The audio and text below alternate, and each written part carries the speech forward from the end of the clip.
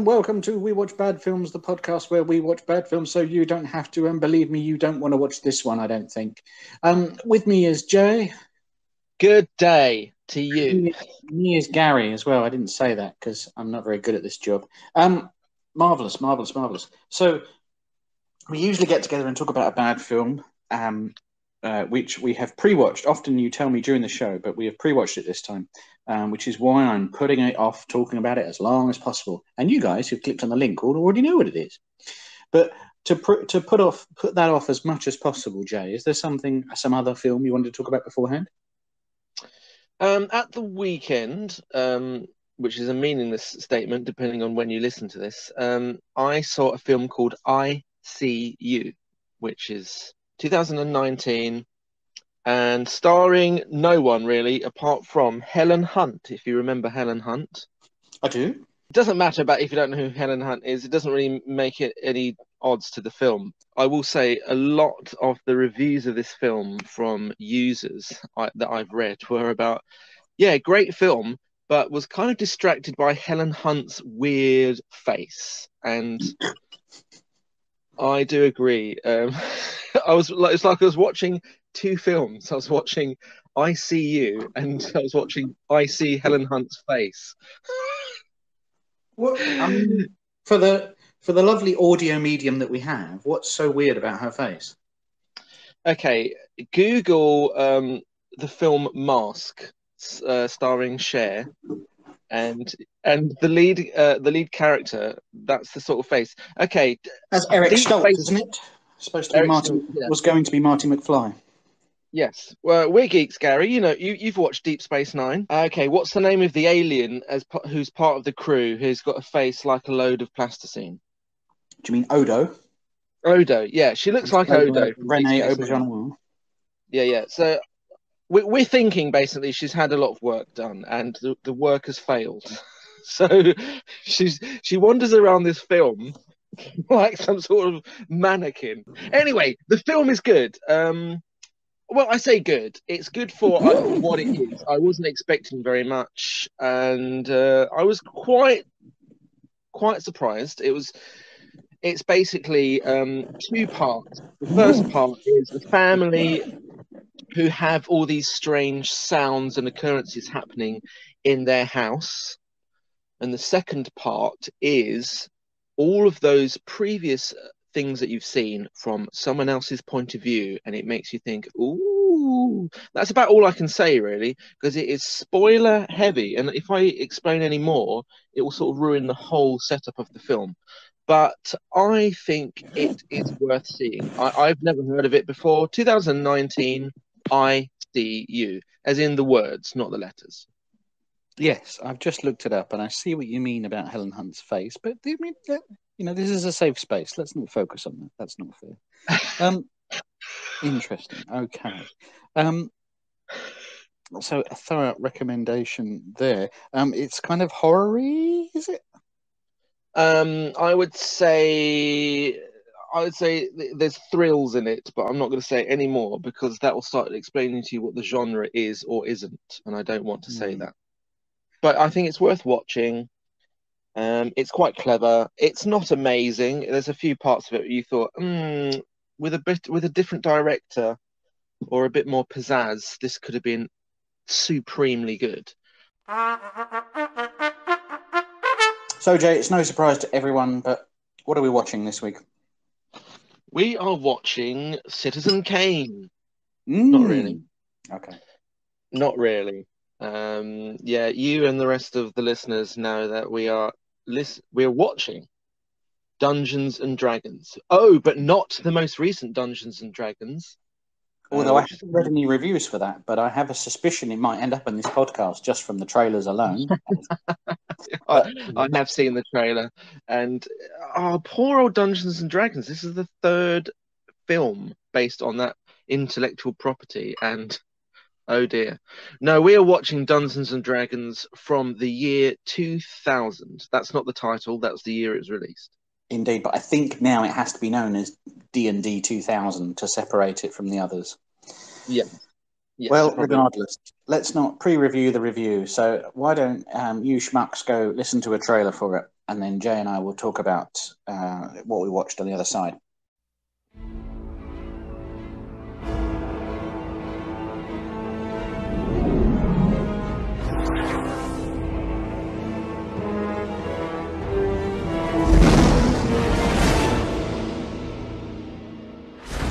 In a faraway world, all people deserve to be free and equal. The child is not fit to govern an empire. the forces of darkness You can control dragons. with the dragon army at my command. I can crush the Empress. This has got to be some twisted magic experiment gone seriously wrong. Have threatened to conquer a kingdom. What can I do to stop Profion? If you can obtain the Rod of Savril, you could control red dragons. I suggest we lay low, let the whole thing blow over, come back, rob everybody. There's one small problem. Problem? I kind of committed us to find it. Let their blood rain from the sky! Trust me. I hate when you say that! Don't touch that! Kill them slowly. You finish the maze, you win the prize. You'll have to do better than that. They must complete this task alone. You know, I love the way you track. I'll get Marina, you get the map. How you get the girl and I get a map? We gotta work out some new plans. I want them found. Do you really think you can steal my destiny? Be careful. You too.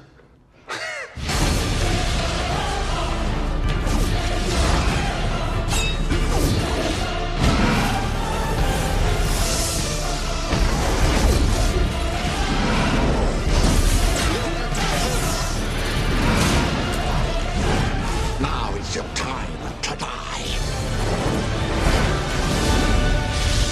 Dungeons and Dragons. You want to play, do you?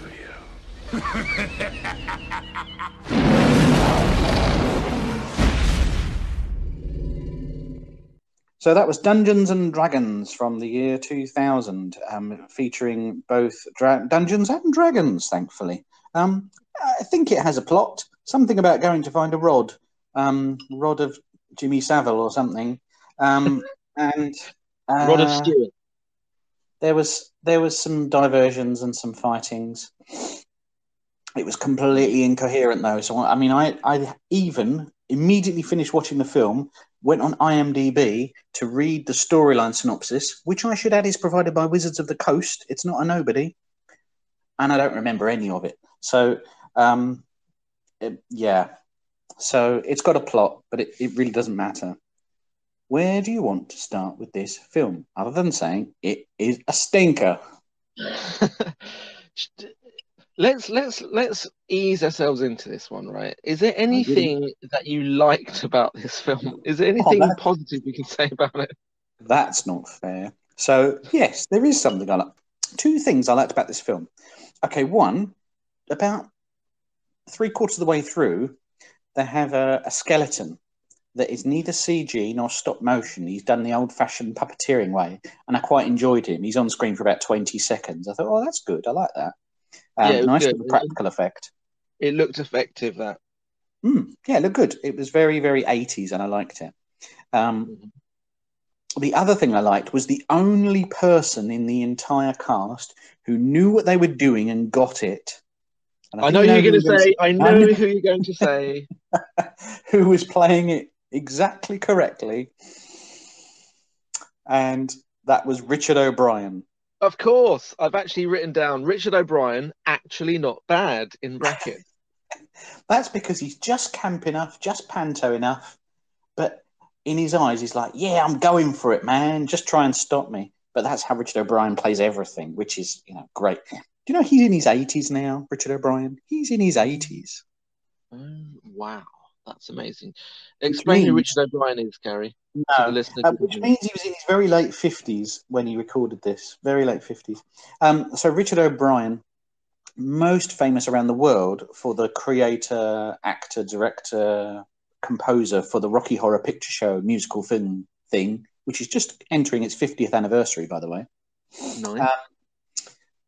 Also known quite well if you're mid 30s to early 40s in the UK for hosting the Crystal Maze, a UK-based game show.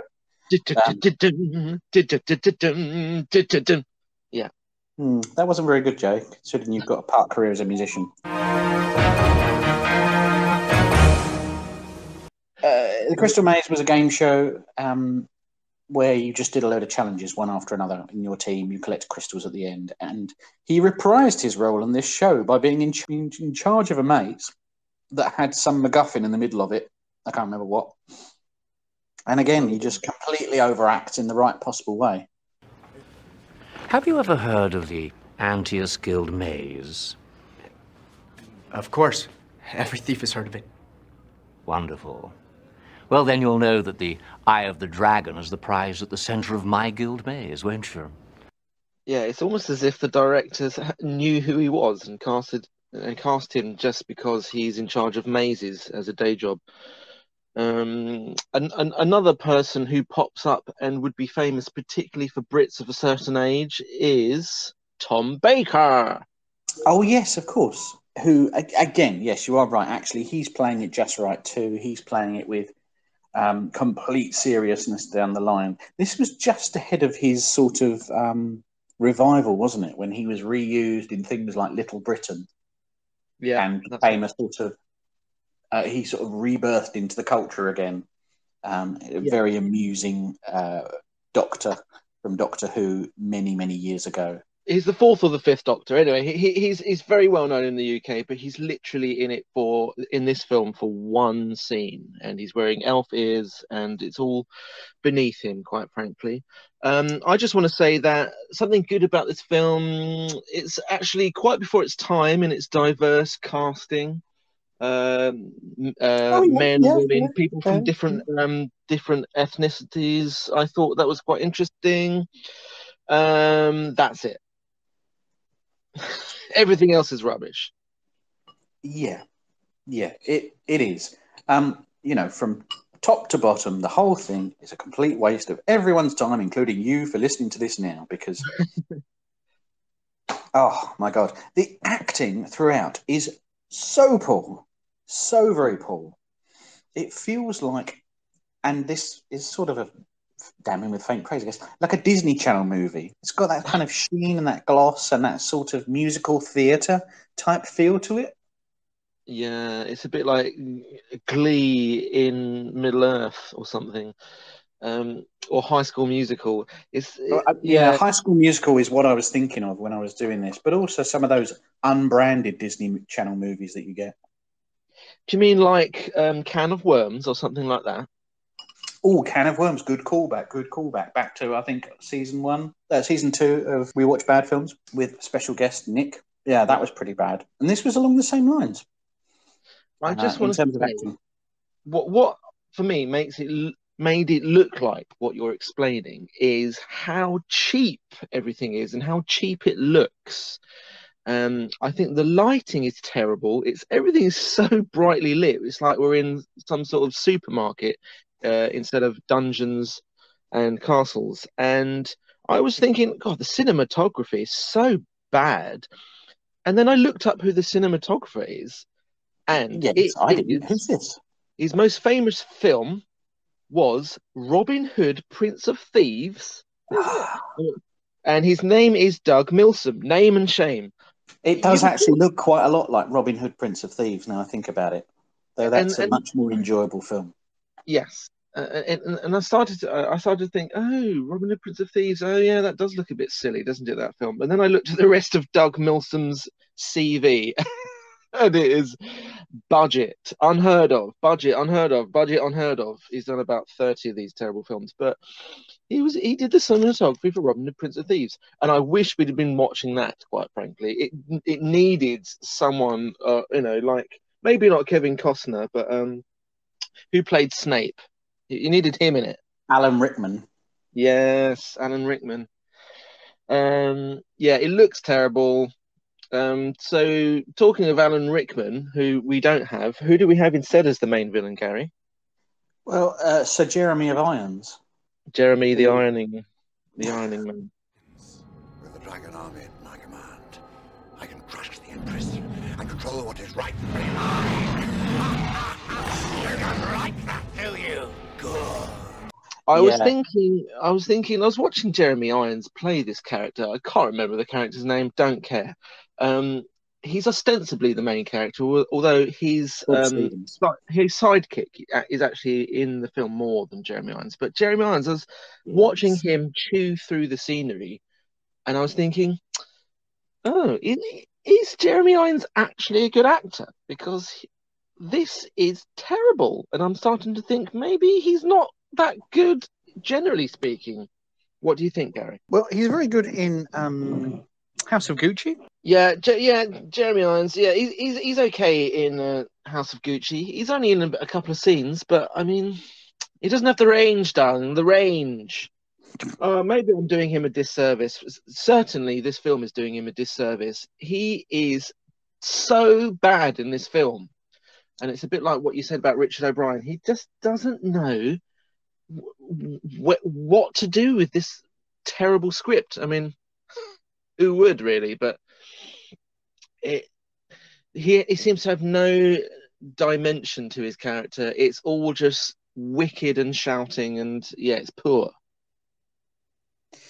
Yeah, I believe he was questioned on it. You know, why did you make this? And he said he just bought a castle, and he had to pay for it. Not a joke.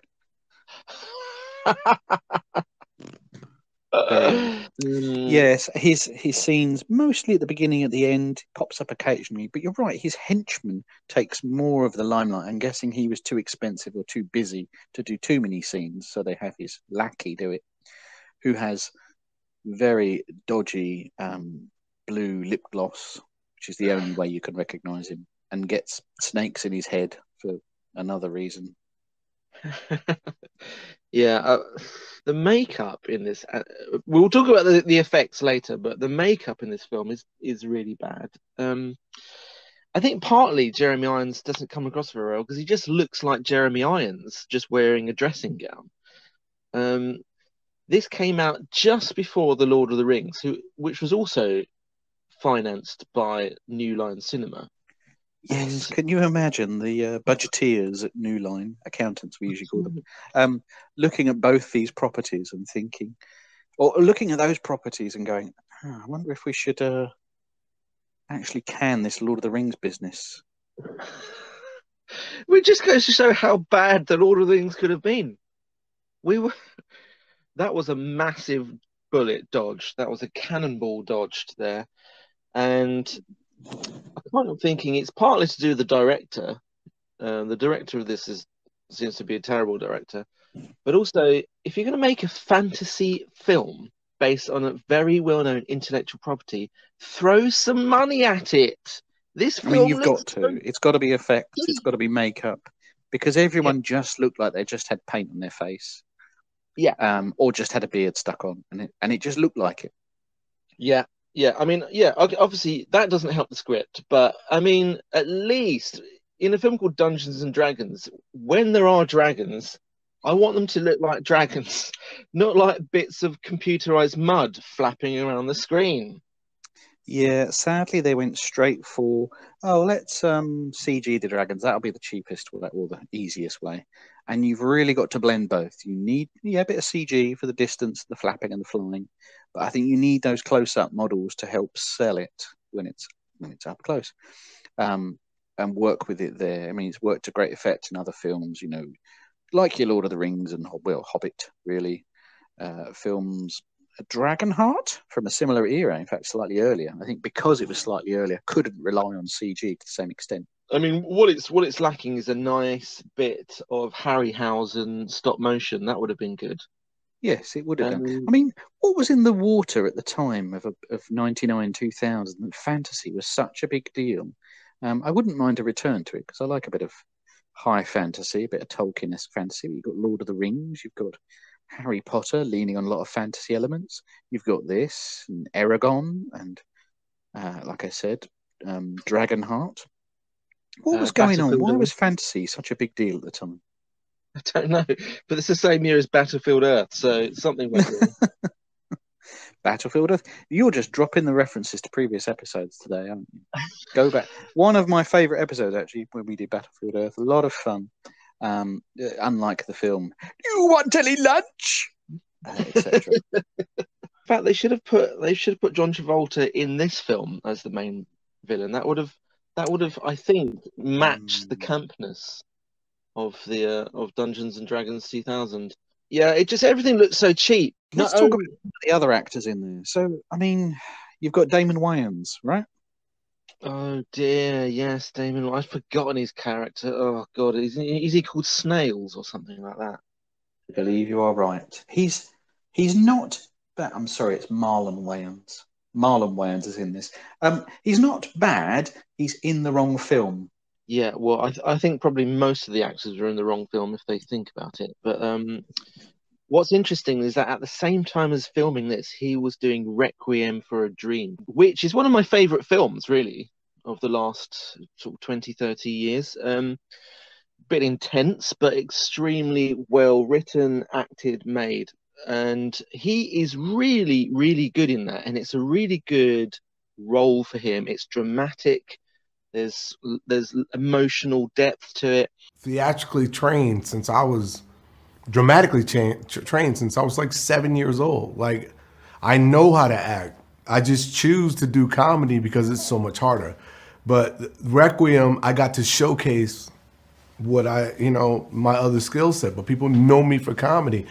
I cannot believe he was literally filming that film at the same time as Dungeons and Dragons 2000. In which he has very little to do other than squeak, squeal, and act like some sort of goofy sidekick. But yeah, Marlon Wayans comes in, and it's a bit like he's the donkey from Shrek. Who else was stinking up the joint? I know, Thora Birch, usually quite reliable. Thora Birch, and was certainly a very hot actress at the time. You know, she was tipped to be in everything, and it gives a very Natalie Portman-like Phantom Menace performance here. Yes! I was thinking that. I've just written down the phrase, Thora Birch is Rubbo.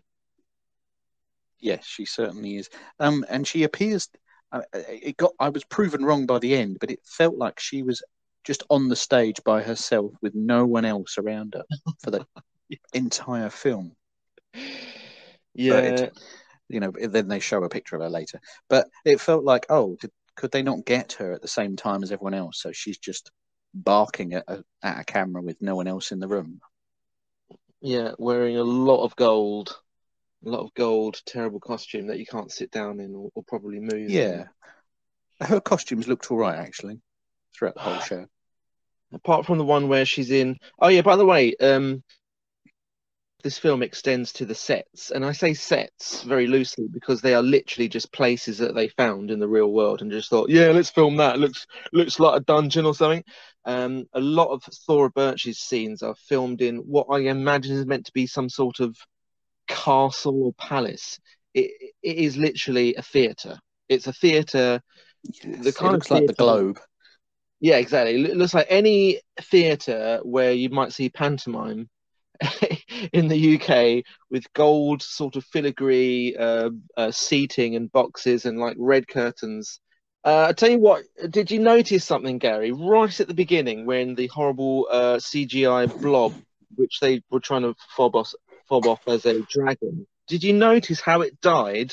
Sorry, spoilers. What? No, go on.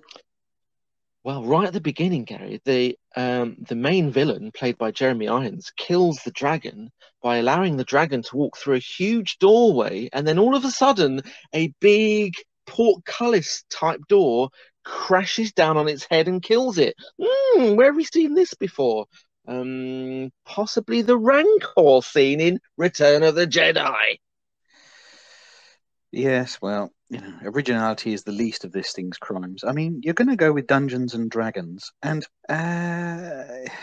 like you say, it's not done. It's not been a property treated well because it's not a property that has its own stories. I mean, it does with the sort of Dragonlance books, etc. But the whole point is you're supposed to create your own stories with the tools provided. Other than it's a Dungeons and Dragons ride, which we've covered before in a previous episode. That's our third callback already. And this isn't a patch on the cartoon. I'd go and watch the cartoon over this. Hey, look! A Dungeons and Dragons ride!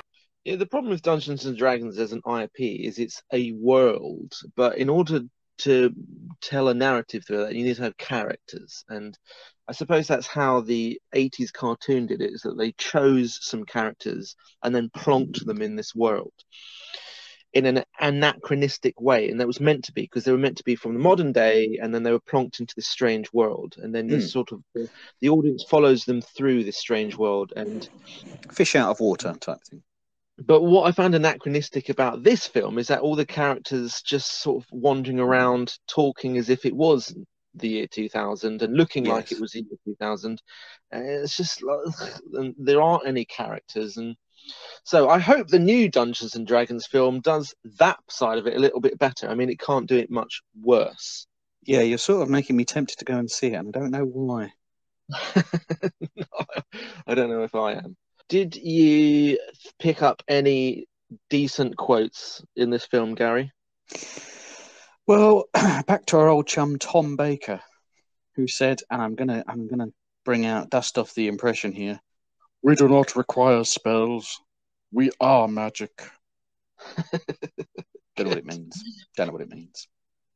I mean, you can take the whole script because it's also po-faced. There's a good bit. I say good in the loosest sense of the term good. Right at the end, in the last 15 minutes, which is basically just dragon CGI apocalypse. It just looks so ugly. There's a part where Jeremy Irons is casting a spell and he just rattles off this shouted gibberish for what feels like about 5 minutes.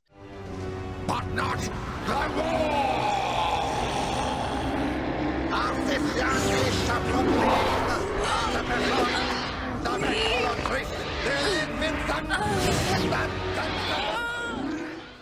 Terrible, terrible, terrible. But basically, I couldn't think of any other decent quotes from this film. The script is that bad. Yeah, I mean, because none of the script is any good, it means none of the script works at all. I just wanted to say one thing about it. They spend quite a long time near the beginning, which is okay, in a tavern, which is pretty standard D&D fare. You go to the tavern to pick up your next quest, and it's pretty established story beat. But how big was that bloody tavern? Because there's one part where they're sort of eyeing up the elf on the ground floor. So it's cavernous as already. They've got multiple levels and a mezzanine. The mezzanine has a fireplace in it with a lit fire. I'm like, why have you got lit fires upstairs on a mezzanine? That's a terrible idea in a wood-based building. You needed to be on set, Gary, to sort of tell them these things. I mean, it's probably where they kept the CGI dragons, isn't it? In the massive aircraft hangar tavern. Yeah, exactly. Yeah, not enough barroom fights. Do we want to talk about dwarves? I don't really want to talk about dwarves because dwarves in this not good. Not good. All I want to say about the dwarf and the elf in this film is that they basically do absolutely nothing. Am I wrong? Am I wrong there? Yeah. I was trying to think. Why did he turn up? I mean, they don't give him a MacGuffin. They don't give him a heroic moment, do they? Maybe they did, and I've forgotten it. I don't know. You know, we're not the only people who thought this was a terrible idea. Allegedly had a budget of $45 million, and the worldwide gross was $34 million. So it absolutely tanked. And they must have been so grateful when Fellowship came out and did £1 billion. Yeah, but I don't understand. Where did all that money go? Because it looks terrible. And we've said this a million times, but I just want to make this clear. If the last 15 minutes of your film is hundreds of dragons flying around a fantasy land, having a massive battle, then you need to allocate loads of money in order for that to not look like a load of poo on the screen. And they didn't. I don't know why anyone said yes to this. Just do a gritty drama set in Boston or something. I don't know. Don't do Dragon Apocalypse because you don't have the money or the know-how to do it. Yeah. Exactly. Such a shame. So, will you recommend this film, Jay, to anyone? Let me throw the dice and see what luck may fall upon me. No. Yeah, Absolutely I mean, don't even watch it thinking, haha, this is a bad film. It's going to be so funny. It's not fun to watch either. The only way this film could look good is if you probably watched the sequel, which is called Dungeons and Dragons Wrath of the Dragon God. Never heard of it. Dungeons and Dragons 3, The Book of Vile Darkness. Oh, God. No wonder Dungeons and Dragons as a film IP went down the toilet. Let's hope the new one is slightly better. I don't hold up much hope. Waste of everybody's time involved. Avoid. Including ours. Maybe you disagree. Maybe you think actually we're missing the trick, and it's actually a masterpiece of the modern age, and craps all over Fellowship of the Ring from a great height. In which case, please let us know. Get in touch with us on Twitter at We Watch Bad Films, or hang around the comment section of Instagram at We Watch Bad Films. We've also got the YouTube channel which hosts all these podcasts. Feel free to comment away. You might even be listening to it right now. Add a comment telling us how wrong we are. Equally, we get a load of rentals for these films, even for pieces of crap like this. And they all cost money for some reason, so feel free to chuck us £1 or so over at Ko-fi.com. Link is below in the description, and that would be greatly appreciated. That's all from me. Thank you very much for joining us, Jay. Thank you very much. Cheers all. Goodbye. Bye-bye.